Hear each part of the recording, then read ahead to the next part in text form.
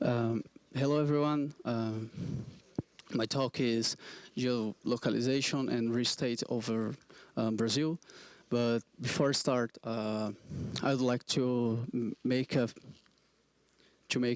few comments in a very serious subject that is diversity on our industry. We know that tech industry has very serious issues involving diversity and especially sexism. We are facing many of these issues, even large companies like Google and Uber.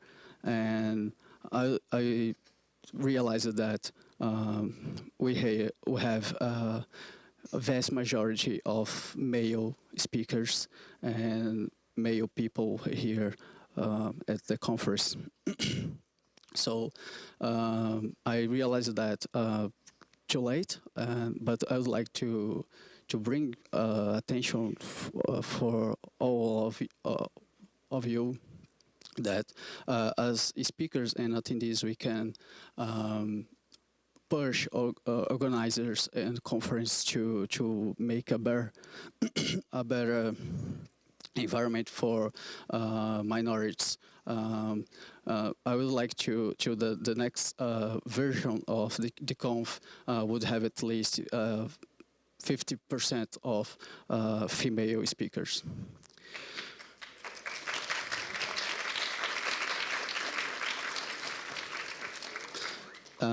So let's get started. I am Brenno Costa, and I'm software engineer at Viva Real.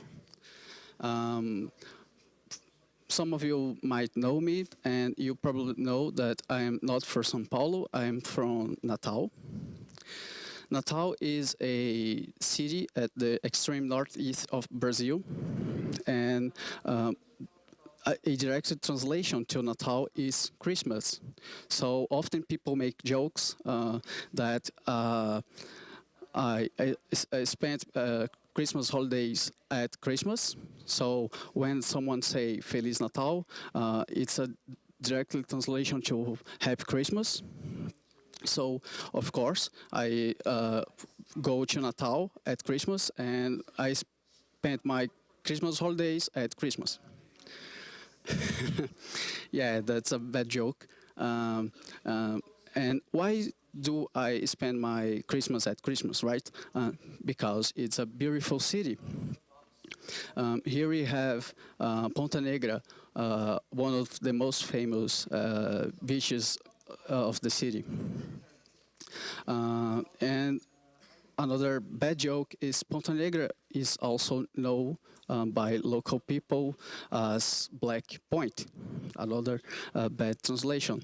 And there are also a local band called GeoCode that has a song called Black Point, and I will translate it to English to make you understand better. So in Portuguese we have "De dia é Ponta Negra," which stands for during the day is Ponta Negra. De noite é Black Point, which stands for at night it's Black Point. But I will stop my translation here. I won't make any further. Okay. Jokes apart, let's get into the talk. I work at Viva Real, and we are a portal that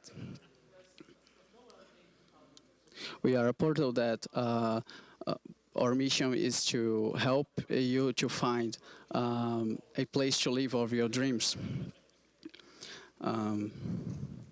So let's go through our agenda.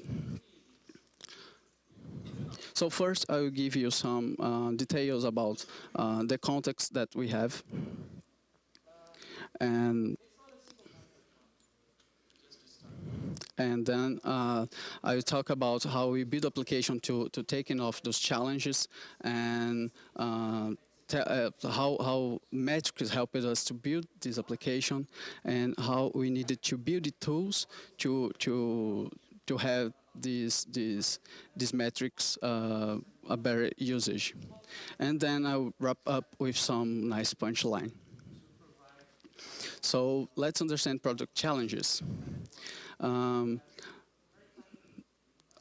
At the time, I was part of a virtual city squad. Yes, like all tech companies nowadays, we organize themselves based on Spotify structure. So we have guilds, chapters, tribes, squads, all those fancy names. And I was part of Virtual City. What was our work at Virtual City? We wanted to bring a better experience for people to find their homes, a nice place to live, instead of just looking for the number of bedrooms.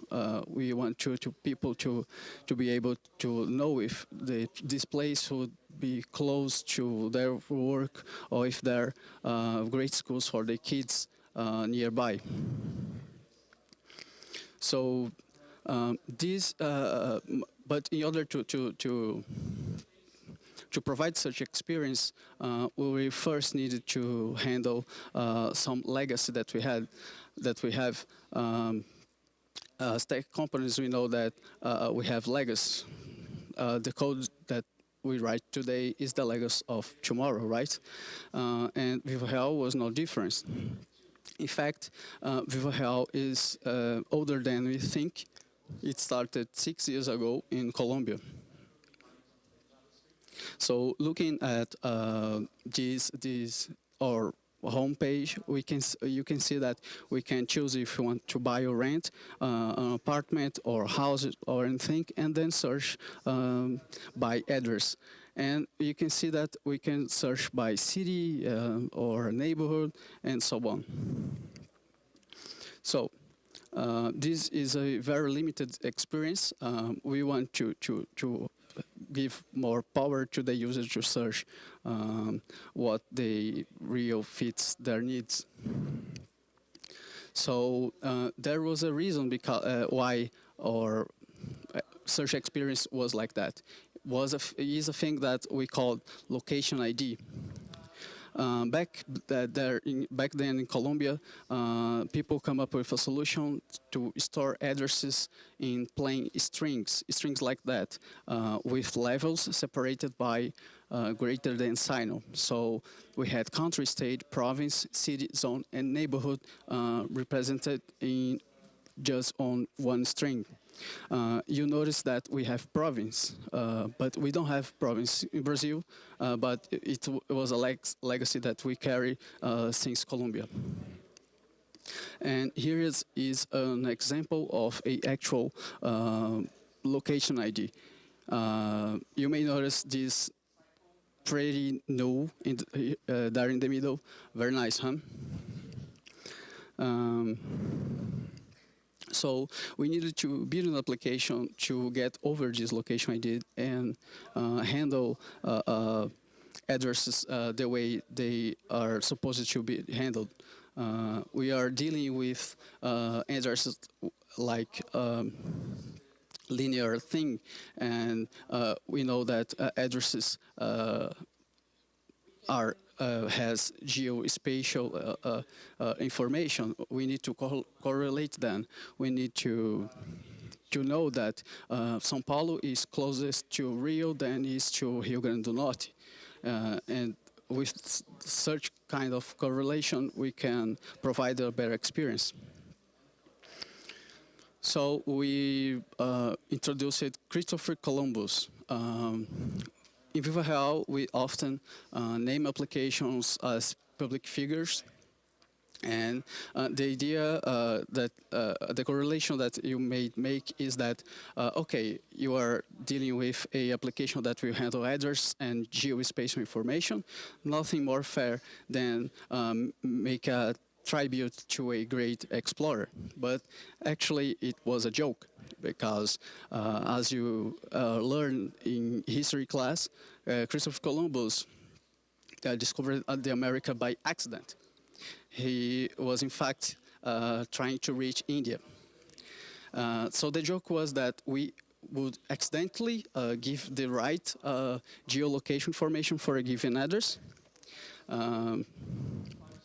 So we basically had this endpoint. At the beginning, it was very simple.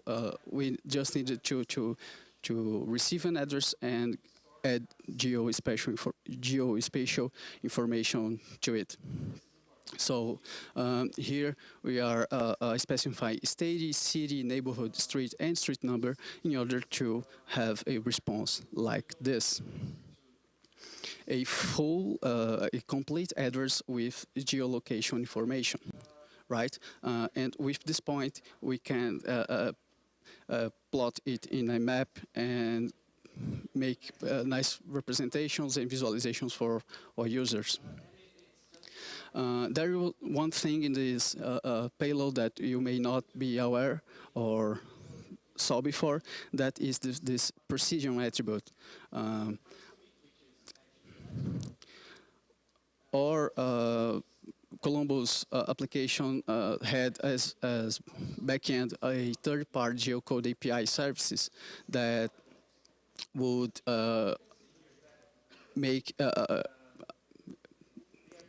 would expose the quality of that point as a precision field. It's very common in GeoCode APIs. If you have ever worked with Foursquare or Google GeoCode API, MapLink, any others, they give a precision for a given point because we need to know if it's a exact position or just an approximation. So we have rooftop precision, that is a precise location. We are saying that latitude and longitude is in fact on top of the address I am specifying. We have range interpolated, that is inference of a point based on two other points. Basically, we would know where the house of number 127 was, and we also would know the number of the house of number 133. And we wouldn't know the house of number 129, but we could infer based on knowledge of those other points. We had geometric center, that the best way to explain it is you'll think that an address that is in a particular street, and we don't know the number of the house. We have an incomplete address, so we will attribute the point to the middle, to the geometric center of the street. We also had Approximate, which is not so good precision. It would be the middle of a neighborhood or something like that. We also created one, was no geocode, when our strategies wasn't able to define a geospatial information for a given address. So you might think that, okay, you guys used some third-party GeoCode API services. So Christopher Columbus was basically a proxy to that API. Well, in part, that was true, but we had many challenges because we just not only used GeoCode API third-party services, but we also mix it up with information of Correios. Correios is like an UPS. So a first big issue we needed to handle was client input. At Viva Real, we call real estate ads listings. So there was two main places that these listings came from. The first one was Viva Pro, that was an application that a broker could manually add listings. But most part of the listings came from what we call feeds, what was a way to integrate with systems of big real estate companies. And we had dozens of systems and thousands of real estate companies, and we had no control at all of how of the quality of the inputted data. So we had things like missing and misplaced information, divergent information, free text in the middle of the attributes, and glyphs. I will give you some examples. Let's look here at missing and misplaced information.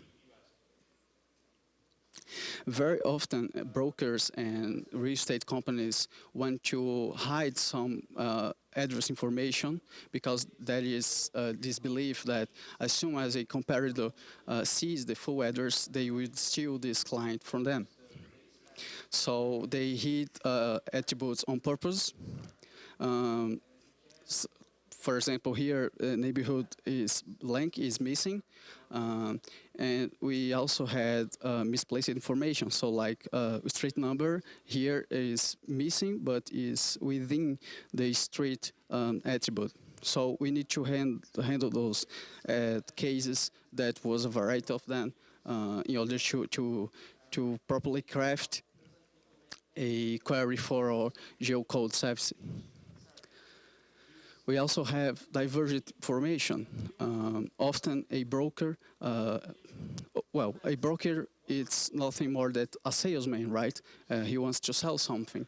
In order to sell something, they want to grab their product and make it look better. So they often lie about a neighborhood, putting the property in a more well-evaluated neighborhood. We also had free text, so we expected addresses to be like just the one we write when sending a parcel to someone or receiving a letter, if we, something like that. But very often we have all kinds of text in the middle of those attributes. So we have here, for example, a information that in the street number that the thing is near McDonald's. If we throw this into our GeoCode services, it won't be able to find the proper geospatial information. And my favorite one was glyphs.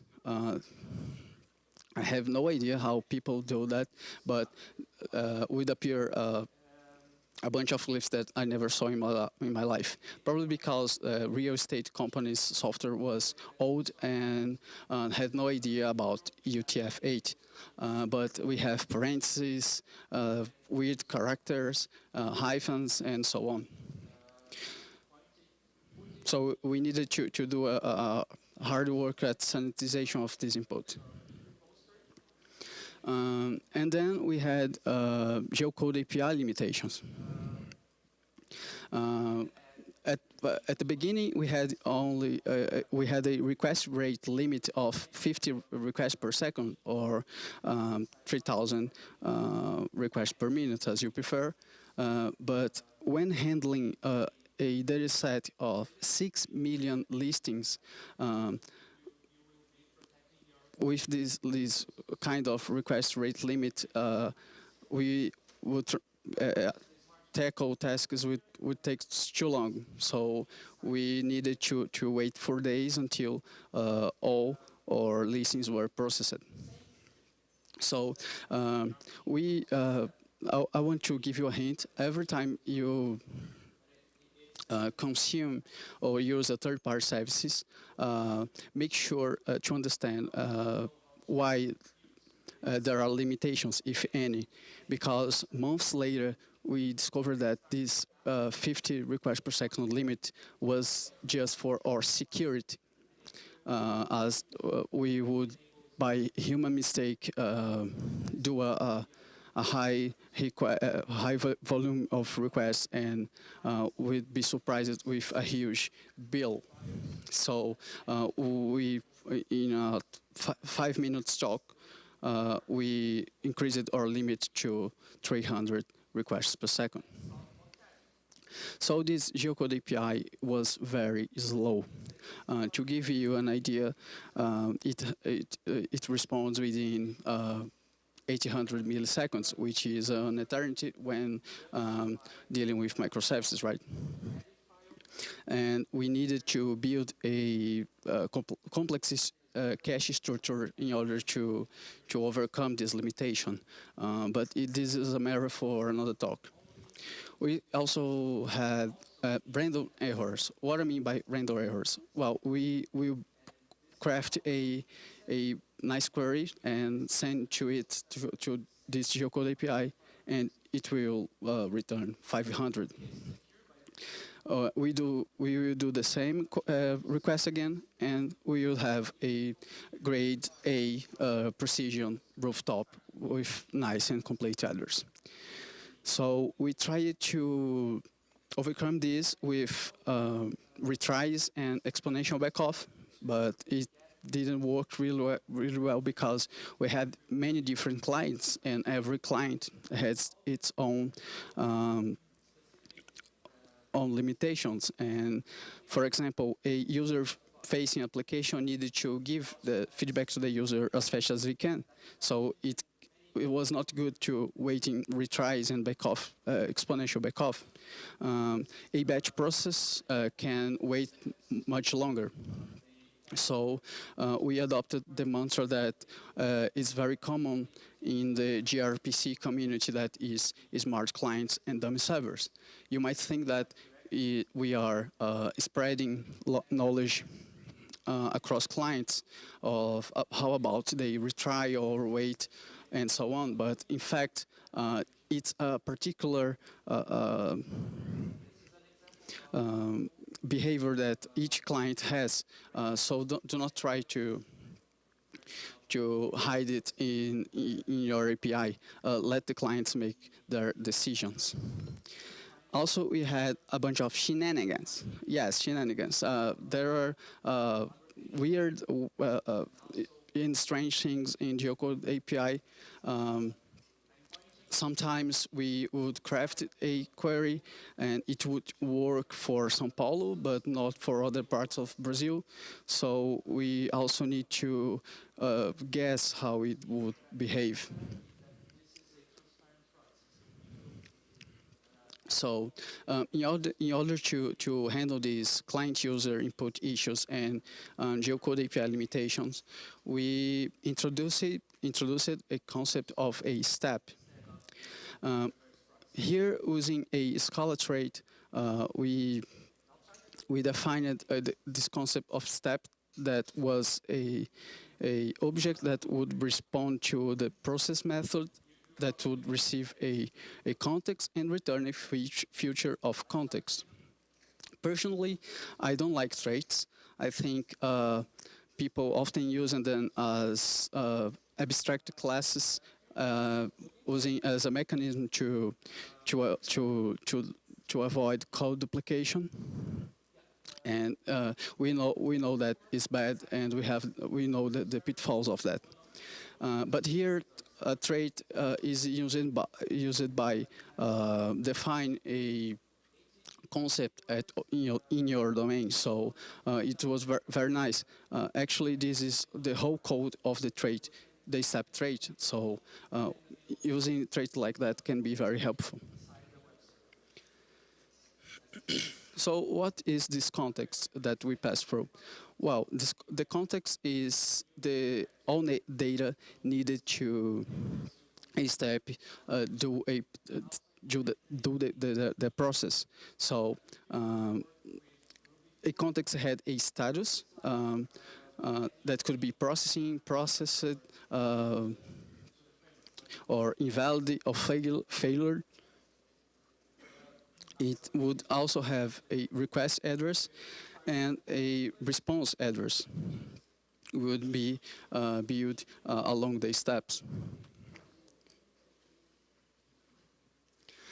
So we end up with a list of steps that will handle a particular case. So we had the sanitize step, we sanitize those free text and glyphs issues. We had validation that we ensure that we had the minimum information to process these headers. We had many strategies of geolocalization, and then we had this validate response that would tackle the shenanigans of GeoCode API.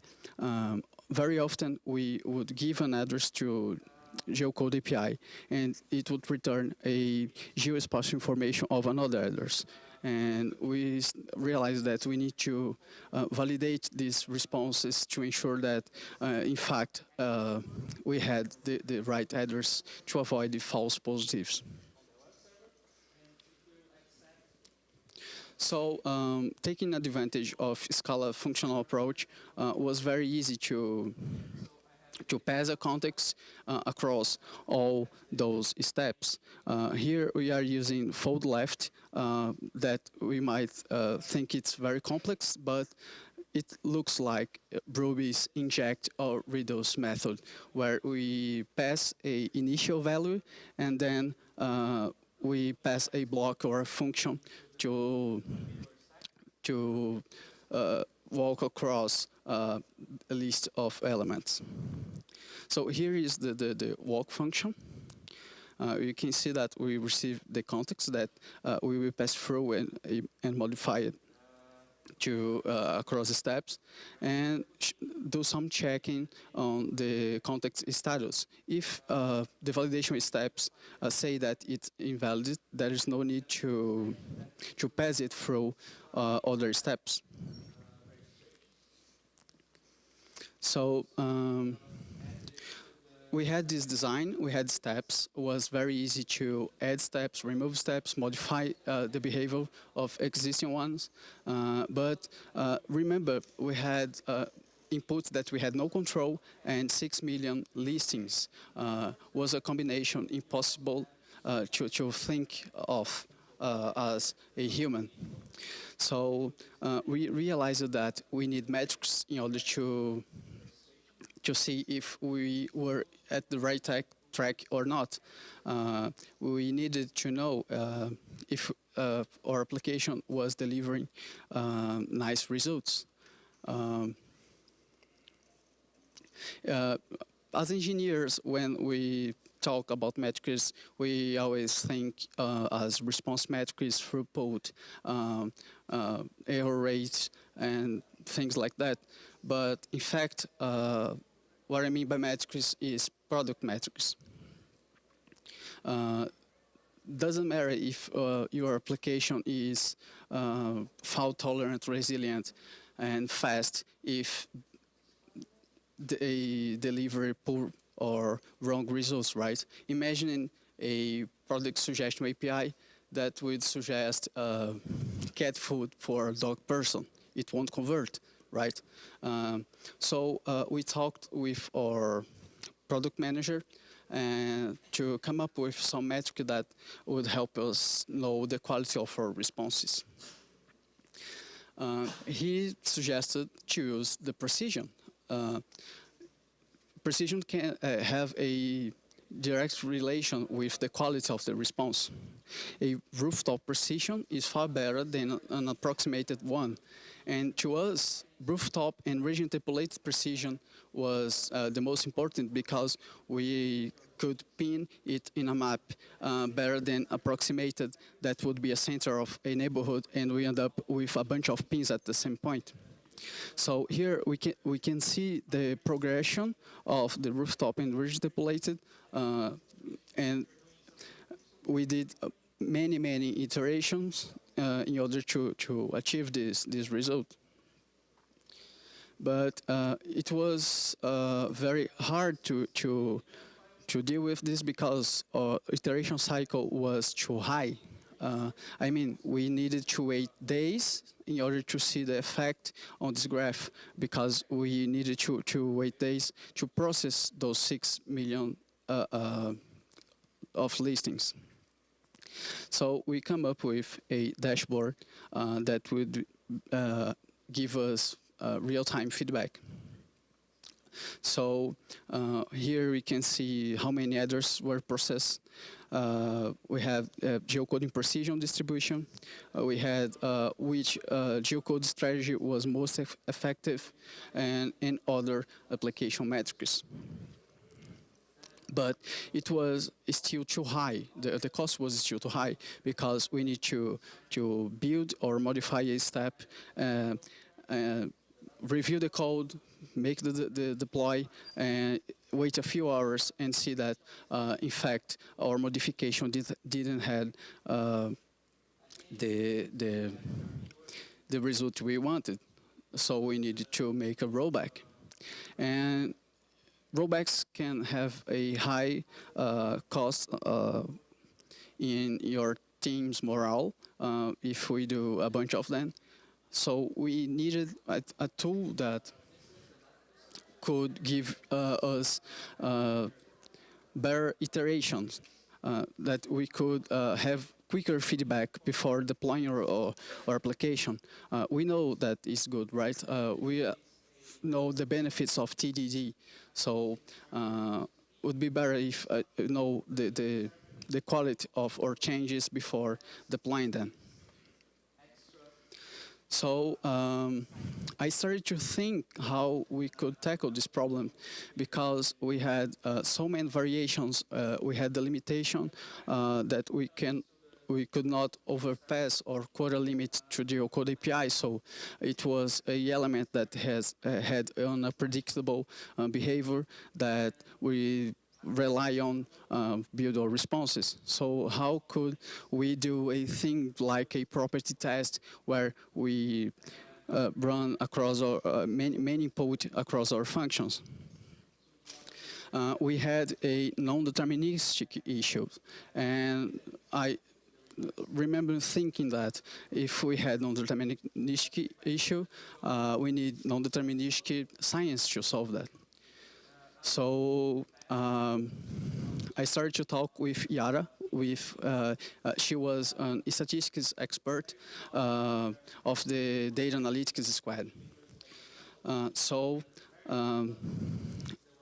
We've come up with Columbus Monaco. The idea is that it would be a tool that Christopher Columbus would often use while analyzing their cartography material.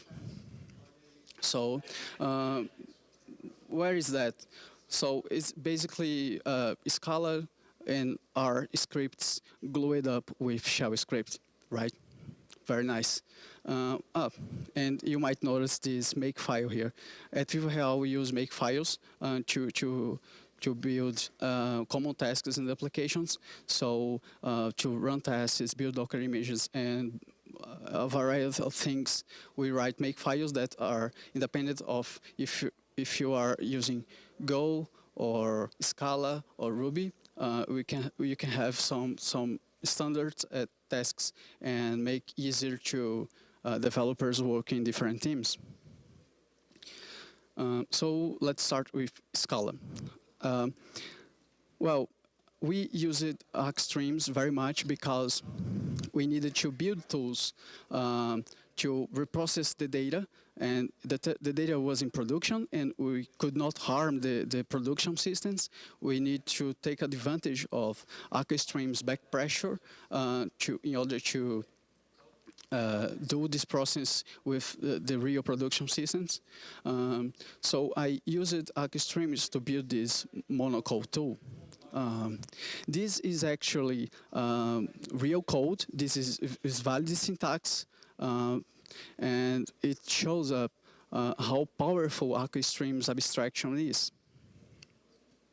You can see here we start with this source at the left, and it is fetching data from a Postgres database, a database that will hold addresses. And then we will pass it to a flow that will convert this database information into HTTP requests. Then we used a broadcast connector provided by Akka toolkit. Akka streams have many connectors like this, and the broadcast does exactly what the name says. It broadcasts a message through many flows. So we had this request, and we will broadcast it to version A, version B, and a log line for further debugging. We have these two versions of Columbus API running, and we inputted into them the same addresses in order to collect the response with the random response flow, and then write a response, write a report for each version. You might notice this door async. So when handling HTTP flows, which means that I/O is on the game that we are calling other services, we can rely on this async to ensure that while waiting for a request, we can make another one. So a slow request won't block or whole pipeline. So we still had issues with request rate limit, remember? Only months after this that we discovered that we could increase this request rate limit. So it was very important to us to have a way to control the throughput of these tests. Because we could not overpass the request rate quota and affect the production systems. So once again, Akka streams came to help us with this throttle function that we can specify here, for example, how many requests I would make under a second. So in order to control these options, I thought that a shell script would be very nice to build a CLI tool and make easy to run these tests comparisons between two versions of Columbus. And a real call would like this. We have this -s that specifies the sample size. That is how many addresses we are passing through across two versions of Columbus. The -t is the throttle that we want to conform with. So here we will be doing 25 requests per second at maximum. And then we will specify two versions that we want to compare. So the first one is production. So it would fetch the production version Docker image and raise it up. And the local would start your local environment. So we could compare the production session with the one we were working with. So then came the statistics part. We had two reports, one for version A and version B. And the first test that Yar suggested was a t-test. A t-test would statistically compare the scores of two versions. So for each precision, we had a score. So for rooftop, we had 4, for range depleted 3, for geometric center 2, and for approximated 1. The one who scored more would be best. I won't get into details about statistics. I'm not an expert, and can be very real difficult to explain that. So another test that we did was the proportion test. Even though a version could score better than another, we could have many regressions. So a address that would be rooftop could become no geocode, but other improvements could hide those regressions. So this test would help us to see if we had regressions or not. And finally, we had this nice graph, frequency graph, showing up the distribution of the precisions against two versions. The blue one is the production version, the orange one is my local one, and we can see that we increased the number of rooftop and region templated precisions.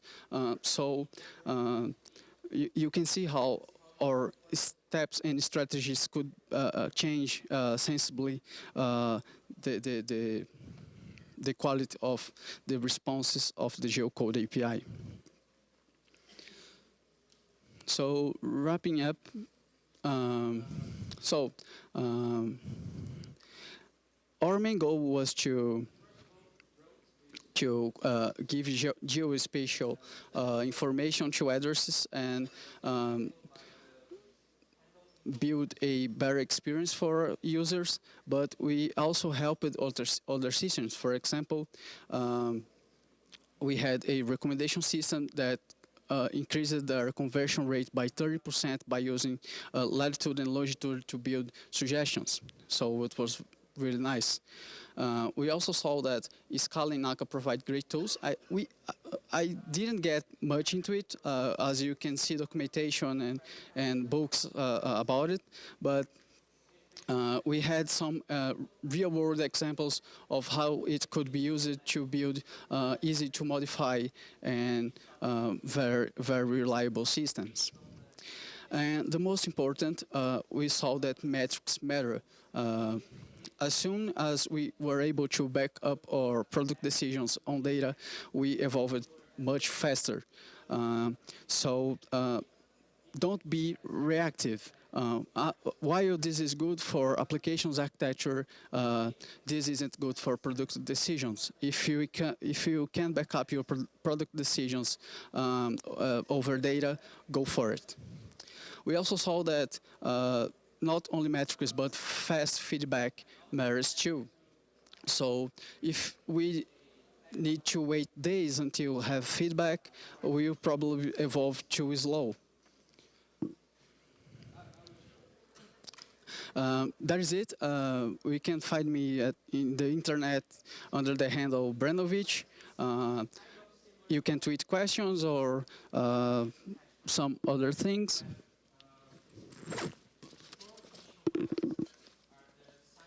And would like you to know that I have some nice notebooks to give away. I have a squad mate up there in the audience that can has also these notebooks, and you can talk with them and grab one. Thank you.